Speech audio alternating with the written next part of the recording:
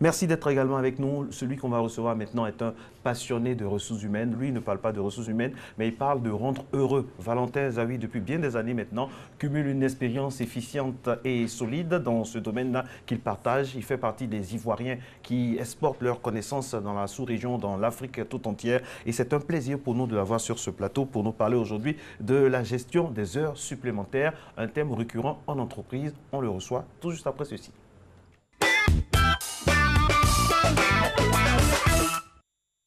Les heures supplémentaires nous permettent d'avoir plus de temps pour faire le travail.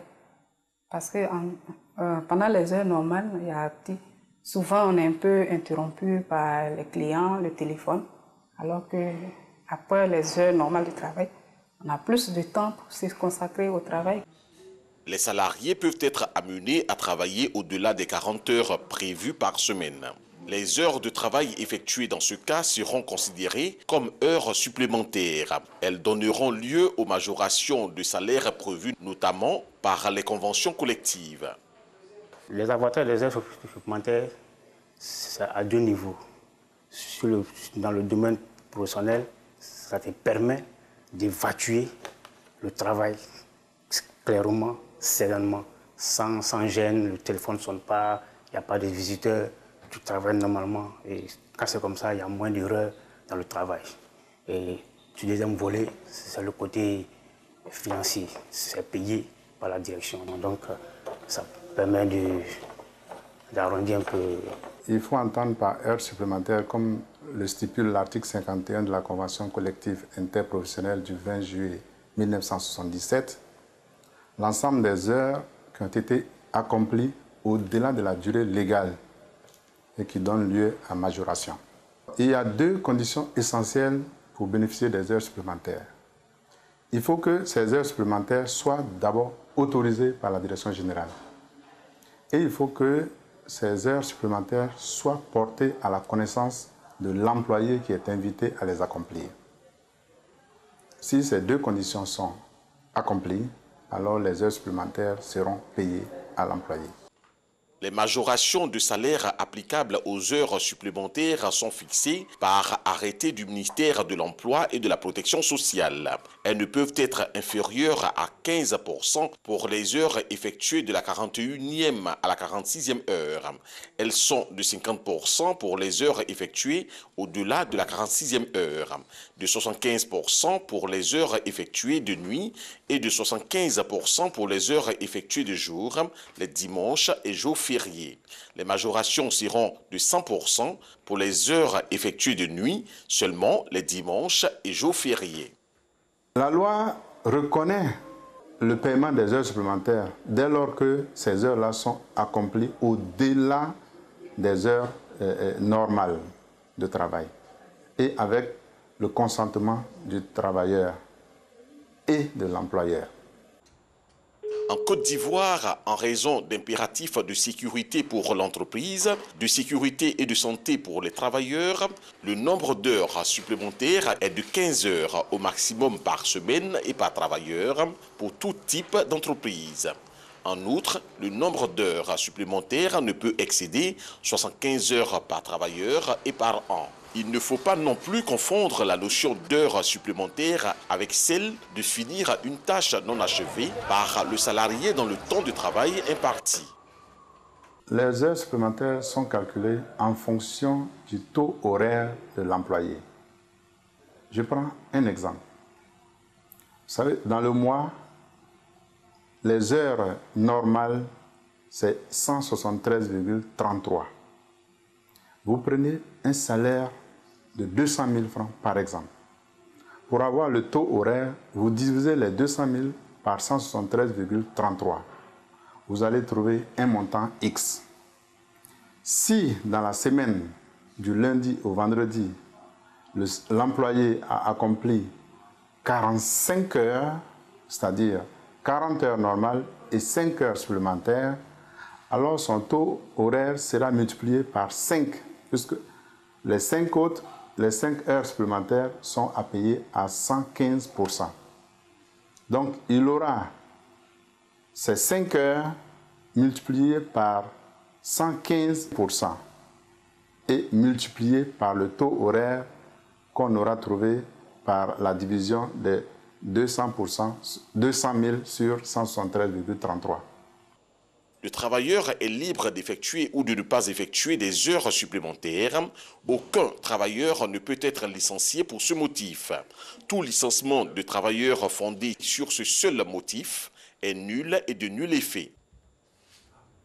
Plusieurs informations à nous partager dans cette capsule, mais on aura bien sûr les informations bien étayées par notre invité qui est déjà avec nous sur ce plateau, Monsieur Zawi Valentin. Bonjour à vous. Bonjour Alice. Bienvenue. Alors, aujourd'hui, on essaiera de comprendre la gestion des heures supplémentaires. Première question, comment définirez-vous les heures supplémentaires avec bien sûr nos différents régimes? Juste d'abord vous dire encore merci de me recevoir sur ce plateau. Bonne fête de Pentecôte. Ben oui. Merci. C'est vrai qu'on est toujours heureux d'être chez vous, en tout cas personnellement, heureux et honoré. En plus, le Saint-Esprit était avec vous. Donc, il est toujours là. Il est toujours là, mais voilà, on ne peut pas espérer mieux. Alors, pour revenir à la question d'Alice, écoutez, la convention collective interprofessionnelle du 17 juillet 1977 dit clairement que les heures accomplies au-delà de la durée légale où la durée considérée comme équivalente donne droit à une majoration. Donc, vous avez des entreprises qui sont dites non agricoles, qui ont 40 heures hebdomadaires. Vous avez des exploitations agricoles, ça va plus loin, elles, c'est 48 heures, d'accord? Mais en plus, on vous dit qu'il peut arriver qu'il y ait des heures d'équivalence. Donc, c'est quand on considère la durée normale et quand on prend aussi en compte ces heures d'équivalence, c'est au-delà de ça qu'il faut parler d'heures supplémentaires. Donc, pour faire très simple, l'entreprise qui a 40 heures hebdomadaires de travail, enfin qui doit respecter cela, et qui a des heures d'équivalence, si par exemple ça monte à 44 heures, c'est au-delà des 44 heures qu'on va parler d'heures supplémentaires, mais pas en deçà.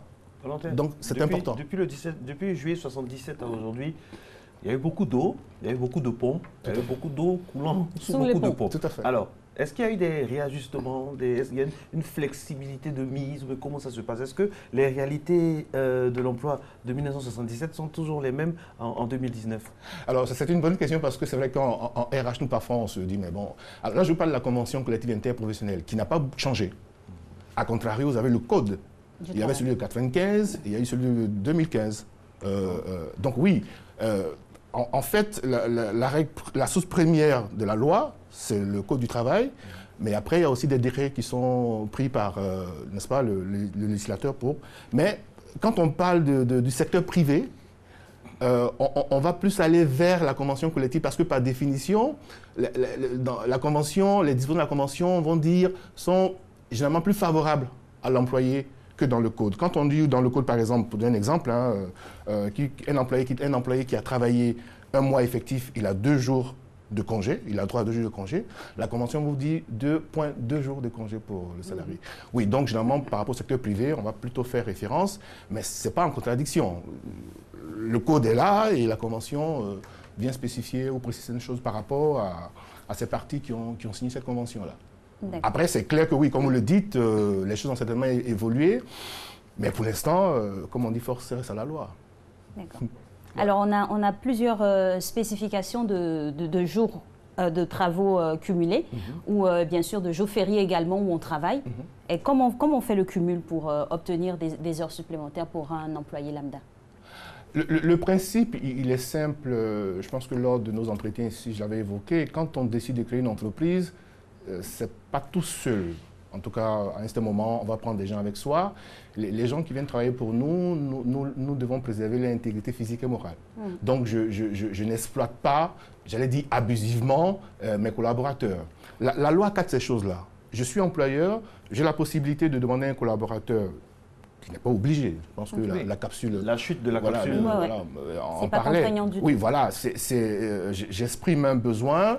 Je suis salarié. Logiquement, au nom du respect de la hiérarchie, généralement, l'employé va peut-être faire. Mais s'il a des contraintes aussi, il faut l'entendre. Donc, cet employé que je sollicite là, la loi dit que par semaine, s'il doit faire des heures supplémentaires, il y a un plafond, 15 heures maximum. À raison de 3 heures aussi par jour. Et donc tout est encadré parce que, bien entendu, on peut solliciter un collaborateur un jour normal de travail, comme on peut le solliciter un jour férié, ou un jour férié chômé, ou un jour férié chômé payé. Oui, donc voilà, un jour. Alors, sur le terrain, ce que les confrères font généralement, moi, par exemple, qui pratique le secteur de l'hôtellerie depuis près de 20 ans, quand un collaborateur travaille un jour férié chômé tout court, ben, ce jour-là, il va le récupérer, comme on dit. C'est-à-dire qu'il aura un jour supplémentaire de repos pour lequel il sera payé. Il ne va pas percevoir ça en numéraire, mais il gagne en santé et il sera payé. Par contre, s'il a travaillé un jour férié chômé payé, là où on paye 30 jours de salaire à la fin du mois, lui, il aura 31 jours. Ou s'il y a 2 jours chômés fériés payés dans le mois, il aura 32 jours payés. Là, il va percevoir ça. Monsieur Zawi, je saisis cette balle au bon parce que, parlant de l'hôtellerie, il y a un système des extras. Oui. Qui vraiment fait en sorte que dans le domaine de l'hôtellerie, les responsables sont un peu plus à l'aise par rapport à un autre système, par exemple, où c'est les fonctionnaires purs, où quand il n'est pas là, on ne peut pas... Je ne sais pas si vous voyez un peu ce que je veux dire. Oui. Il y a une différenciation là, parce que est-ce que ça n'induit pas, ça n'implique pas de nombreuses choses pour le DRH? Mais comme je dis toujours, et je pense que je le dis aussi une fois ici, un DRH dans une entreprise est censé en connaître les réalités et adapter, n'est-ce pas, les règles, parce qu'il y a le code, il y a la convention, mais aussi le règlement intérieur. Et là, ce sont des réalités qui sont propres à cette entreprise-là. Donc, effectivement, si le RH constate qu'il y a des situations qui demandent ou qui exigent réflexion pour motiver d'une façon ou d'une autre, parce qu'on revient toujours à ça. Les gens viennent travailler pour se réaliser. Hein, pas pour souffrir. Voilà, comme disent trivialement certains de nos compatriotes, on travaille pas chez le mouton. Non, pas pour devenir mouton. Exactement. Donc oui, il faut toujours, il faut pas perdre ça de vue. Donc il appartient au RH d'apprécier et de voir que oui, si c'est dans l'administration que des gens sont... Alors, mais comme je l'ai dit, là on parle vraiment du secteur privé. La fonction publique, c'est autre chose. Hein, on est dans le service public, ce n'est pas forcément les mêmes exigences que le secteur privé.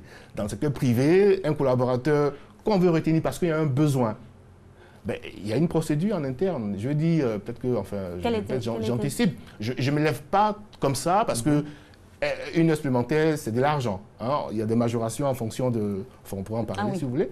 Donc, je ne me lève pas... À suppose que je dois finir à 17h. Et je reste dans mon bureau jusqu'à 21h. Je fais traîner mon travail pour pouvoir rester. Oui, d'accord, vous pouvez rester jusqu'à minuit si vous voulez, 2h du matin, mais ce n'est pas des heures supplémentaires. Pour qu'il y ait un supplémentaire, une entreprise, il y a une organisation, je présume. C'est mon supérieur hiérarchique qui me demande de rester par rapport à un besoin. Bien sûr. Et l'aspect officiel de la chose, c'est qu'il y a une fiche qu'on va renseigner. Voilà, pour dire, monsieur ou madame YZ va rester, travaille de telle à telle heure, tel jour, voilà. Avec de quoi ce document est délivré avec faire valoir de ce que là, vous faites, c'est très total, là. Mais bon, juste une signature, déjà, ça suffit. Mais bon. Empilation aux ressources humaines. Certainement. À la direction de la comptabilité. Oui, voilà. Donc, il y a un minimum de précautions à prendre parce qu'une entreprise, on parle de gestion. Bien sûr. Hein, comme on dit, Managué, c'est planifié, c'est organisé, c'est dirigé, alors, il y a c'est une question concrète de M. Soro Silla, qui nous a écrit de Bondoukou, qui dit j'ai refusé plusieurs heures supplémentaires de mon employeur et à la fin, j'estimais, il est asthmatique, il a refusé plusieurs heures supplémentaires de son employeur après qui a dit qu'il a licencié pour insuffisance de résultats. Alors, l'interactivité est excellente. Dès l'instant où un employé n'était pas en capacité d'honorer une sollicitation de sa hiérarchie, il est au chômage depuis. Pour raison des maladies, si j'ai bien compris, le licenciement, il n'est pas normal. Est-ce que c'était spécifié aussi? Voilà, il ne nous dit pas si c'est spécifié. Monsieur Soro, on veut vous défendre, mais on veut être un peu objectif. Exactement. Il faut toujours avoir tous les éléments. Mais dit comme ça, on pourrait dire on est dans la logique d'un licenciement abusif. Après, a priori, il faut effectivement... On suppose, on fait confiance à M. Soro, on suppose qu'il a dit, dans ce cas. Oui, d'accord, mais la confiance, c'est pas le contrôle. Non, je vais dire si. Non, en termes d'hypothèse, c'est la loi qui le dit, on n'a rien inventé. On ne peut pas me licencier au nom de raisons médicales. Voilà. Quand on parle d'insuffisance, il faut l'établir. Et quand on décide de se séparer d'un collaborateur, il y a bien une démarche qu'il faut suivre. Et dès l'instant où... On connaît toujours cette aversion-là que les directeurs et les chefs d'entreprise ont pour les employés qui sont méticuleux. Lui, il se dit que son salaire, c'est pour travailler de 7h30 à 17h. Donc, c'est le gars, mais c'est la dame, elle ne va même pas vouloir transiger. Et quand c'est comme ça, vous êtes dans l'œil du cyclone du chef. Mais vous savez pourquoi? Il y a bien une raison à ça, parce que quand on est salarié, il y a ce qu'on appelle le lien de subordination qui spécifie votre statut de salarié. Vous avez obligation de respecter votre hiérarchie. Par rapport à ce qui est travail, je ne dis pas de toute autre chose, hein, on s'entend bien. Oui, donc il peut arriver qu'on ne soit pas disposé une fois. Mais si systématiquement, chaque fois qu'on vous sollicite, il y a un refus. Après, quelle image on garde de vous aussi? Parce qu'on est quand même dans une entreprise et quand on travaille, on cherche aussi à évoluer dans la hiérarchie. On peut compter sur vous. Exactement. Donc, oui, c'est votre droit peut-être de dire non, je ne suis pas disposé. Mais après, ne soyez pas étonné qu'on n'aille pas vous chercher pour faire des promotions. Ça rentre aussi dans le cadre des initiatives que vous pouvez prendre vous-même. Exactement. Vous illustrer de d'autres manières. Exactement, voilà. La promotion, c'est le salarié aussi qui fait sa promotion dans l'entreprise. Hein. Alors, M. Zahui, on a différents régimes de travail ici en Côte d'Ivoire. Par exemple, on va prendre notre cas, par exemple, à la RTI. On parle des fois d'horaires atypiques. Dans ces conditions-là, est-ce qu'il y a un calcul d'heures supplémentaires qui intervient ou comment ça se passe? D'horaires atypiques? Oui. Marcelin posait une question, ou rapportait une question tout à l'heure. J'avoue que vous avez un statut assez particulier. Et c'est important, par respect pour nos téléspectateurs, qu'on se prononce sur des choses qu'on maîtrise. Alors, heure atypique, c'est un thème que je découvre ce matin. Donc, j'aurais du mal à répondre, j'allais dire, d'un point de vue technique à votre question. Cela dit, je ne vais pas me dérober. Il y a des entreprises où l'activité est telle que ça peut être du 24 heures sur 24. Ou des horaires inhabituels. Je suppose que vous pouvez être là le matin, il faut partir de chez vous à 3 heures du matin, à 4 heures, pour respecter votre engagement. Mais ça revient à la question, au point qu'on a abordé tout à l'heure. Il appartient au directeur des ressources humaines d'une structure, je vais dire comme la vôtre, parce qu'on est aussi là pour faire des propositions quand on est RH à sa hiérarchie. Après, il y a peut-être des pratiques, mais les pratiques ne sont pas inscrites dans le marbre. On peut faire bouger. Donc, si on estime que c'est un collaborateur... Je pense, enfin, sans vouloir faire la révolution. Même le marbre, on peut le détruire. Non, il y a des tactiques. Il y a des techniques maintenant pour détruire le marbre. Pour ceux qui sont de la construction... Malgré sa solidité... il n'est pas invincible. Ce qu'on fait généralement, il y a toujours une mesure de compensation de griffes ou une prime qui rentre dans la logique de la motivation. Enfin, quand on réfléchit, on trouve toujours un moyen pour... Puis bon, je vais dire, on parle quand même de la RTI, qui est une grande maison, une belle maison. Non, c'est pas RTI centrée, on parle de façon globale. Comme Alice parlait d'heures atypiques. C'est un exemple spécifique à nous, mais qui peut toucher aussi d'autres réalités, d'autres entreprises. Voilà. Par exemple, on a une autre question, parce qu'on aime bien cette interactivité. Madame Zagouli qui dit que elle a tellement accumulé les heures supplémentaires que suite à un malaise, elle a eu une scoliose et là, elle a été blacklistée dans l'entreprise. Pas renvoyée, mais blacklistée. Alors, ça revient toujours à... Oui, ça c'est le point de vue de Madame Zagouli. Madame Zagouli. Oui, parce que parfois, il peut y avoir une méprise. Un supplémentaire, je suis responsable d'une équipe de travail. Est-ce que la procédure a été respectée comme il faut? Est-ce qu'on a renseigné ce qu'il faut pour dire qu'effectivement, tel jour, de telle à telle heure, j'étais en heure supplémentaire? Si effectivement elle a ces preuves-là, parce que c'est ça en fait, c'est ce qui parfois fait défaut. Parce qu'il y a une méprise, non, je suis resté 2 heures, c'est 2 heures supplémentaires. C'est pas de facto. Voilà, est-ce que c'est ma hiérarchie qui m'a demandé en respectant la procédure? Si c'est le cas, mais écoutez, elle est tout à fait en droit de demander à se faire dédommager. Mais il y a une omerta, les gens ont peur. C'est ça aussi en entreprise, les gens ont peur. Marcelin, il y a un environnement ambiant que nous savons tous, malheureusement. Moi, j'espère, je souhaite juste que chacun fasse son travail. La précarité, de l'emploi. Oui, mais il faut aussi, je pense qu'il y a différents acteurs. L'inspection du travail, sa mission, c'est de veiller à ce que, après... Il faut que chacun fasse son travail. Je pense que si chacun essaie de faire son travail de la meilleure façon qu'il soit, le pays s'en porterait mieux. Voilà, donc... parce que, pour revenir à la question, la loi aussi dit que quand un employeur à solliciter pour des raisons spécifiques des collaborateurs pour des heures supplémentaires, en tout cas sur une période assez conséquente, dans un délai de 2 mois, cet employeur ne peut pas débaucher. C'est-à-dire qu'ils ont fait le travail et puis après ils estiment que non, il n'y a plus rien à faire, donc je vais me séparer de mes collaborateurs. Là. Non, ça il n'a pas le droit de le faire. Donc, parce que la loi essaie quand même d'encadrer les choses. Donc voilà, on ne fait pas non plus tout et n'importe quoi quand on est chef d'entreprise. Le calcul, comment ça se fait? Justement, dans un cas bien précis d'heures supplémentaires cumulées, organisées, encadrées, comment on revient, comment on est rétribué? Alors, mon confrère Soro, je crois qu'a évoqué le point. On vous dit heures supplémentaires, si on est dans une entreprise où c'est 40 heures la durée d'heure légale, on vous dit on parle d'heures supplémentaires à partir de la 41e heure. Donc là, l'article 51 de la convention collective vous dit que quand c'est de la 40e à la 48e heure, votre salaire est majoré de 15%. Donc voilà, on parle d'heures, donc on va, par exemple, comme il a dit, quelqu'un qui a 200 000 francs, on va ramener ça à l'heure en divisant par 773,33, si je ne me trompe, ouais, je crois que c'est ça. Voilà, c'est ça. Voilà. Donc, et on va voir votre salaire horaire. Et ce salaire-là, on va le majorer de 15%. Quand ça va de la 41e heure à la 48e et de 50% au-delà des 48 heures. D'accord? Après, quand on considère le travail de nuit, c'est de 21h à 5h du matin. Donc, quelqu'un qui travaille là, ça sera majoré de 75%. C'est la même chose aussi pour les jours, les dimanches du jour et les jours fériés. Et 100% de majoration quand c'est des jours de nuit et les dimanches, les dimanches et les jours fériés. Donc ça veut dire qu'il y a une nomenclature. Nous, on doit être milliardaires, finalement. On est là tous les jours fériés, on travaille très tôt le matin ou très tard la nuit. Mais je ne pense pas qu'on soit milliardaire en étant salarié. Enfin, c'est très rare. Il devrait avoir quand même une petite valeur ajoutée. C'est très rare. Donc voilà, donc il y a une disposition par rapport à la loi. Après, est-ce que c'est respecté, vous qui connaissez le Ah oui, bien sûr. Ça, c'est le travail du comptable payeur dans une entreprise.